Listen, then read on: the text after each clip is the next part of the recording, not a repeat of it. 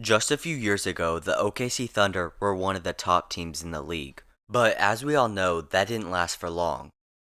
After losing a pivotal Game 7 against the Warriors in 2016, their superstar Kevin Durant decided to leave. But losing KD didn't automatically make them a bad team, because in 2018, Paul George decided to join the Thunder in hopes of bringing a championship to OKC, and fans were hopeful that he was the missing piece. But after 2 years of them never being able to make it past the first round in the playoffs, 2019 is when everything went downhill for them. George had had enough and shockingly requested a trade, and then OKC decided to part ways with Westbrook. All of this left the Thunder with tons of draft picks and almost no other option but to start over with a whole new rebuild. But fast forward 3 years, and this leaves us with the question, was it actually a disaster losing all these superstar players? Because when you really look into the draft picks they've been selecting these past couple of years, it seems pretty evident that the Thunder couldn't have made a better decision than starting a rebuild.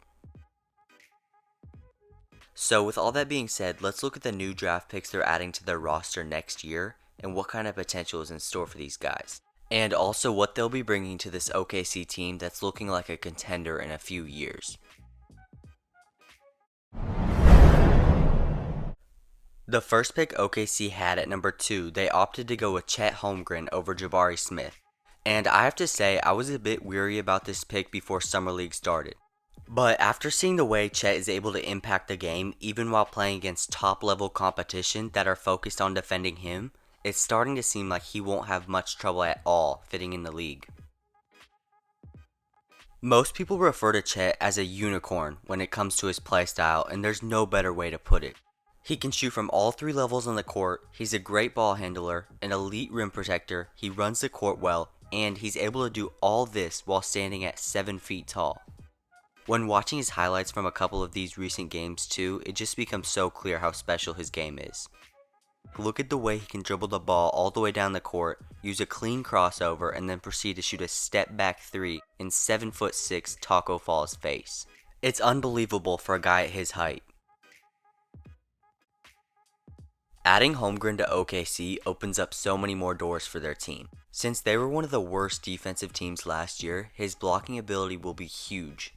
But what'll really be fun to watch is how he's able to develop on offense, being he's a different kind of player than we've ever seen in this league. And I wouldn't be surprised at all if in a couple of years he becomes an MVP and a Defensive Player of the Year. When breaking down a player's game, I always like to give an NBA comparison to base their game off of, and although Holmgren is very different than most, if I had to compare his game to someone, it would be a mixture between Kristaps Porzingis and Anthony Davis. Similar to both of these guys, he's a skilled power forward that can score, handle the ball, and defend. So it'll be interesting seeing him play for the Thunder, and it's a nice addition to what they're trying to build. The second player OKC got is Ousmane Dieng at number 11, who is a 6'10" forward that previously played for the New Zealand Breakers. And I'm also a huge fan of this selection because he's another tall and athletic player that has a versatile game to add to the bunch. Dieng has also played well in Summer League and has flashed potential to become a high-level scorer. In the NBL last year, this is something that really drew the attention of scouts because his driving ability and shooting from outside is incredible for a forward. Along with being a scorer though, he is also a superb ball handler, playmaker, and he also runs the court exceptionally well at his size. Since he was drafted, everyone has kind of seen him as a project because he has all the talent and variables to be an elite player, but at only 19 years old, his skill set is still developing and he needs to learn the game more to make a winning impact on the Thunder. However, I like what I've seen from him so far, and as long as he keeps working, he'll be a big addition to this team, and he's a perfect kind of guy to add to their rebuild. The last first round pick the Thunder had, they chose Jaylin Williams at number 12 out of Santa Clara. He's a 6'6" shooting guard that will add length to the Thunder with his 7'2" wingspan. He's a well-rounded player and is great at creating zone shots, making plays for his teammates, and he also has elite athleticism. To add on to his strength as a playmaker, it's very impressive to see his vision and court awareness while playing the 2 spot. During the summer league so far, he has averaged 11 points through 5 games, and he's looking very solid all around. And I like the pairing with him and Chet in pick and rolls because it should help create easy buckets for their team. Jalen's NBA comparison is also a hard one to decide on, but to me, his game is similar to OG Anunoby. And I think like Anunoby that Williams will be able to have a similar role and be able to develop into a very good player in the future.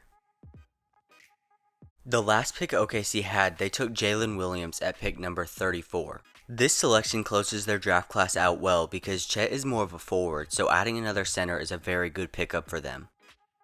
And I don't really have too much to say about Williams, except for I do think he's a very good player, and I'm looking forward to seeing what kind of role he can carve out for himself.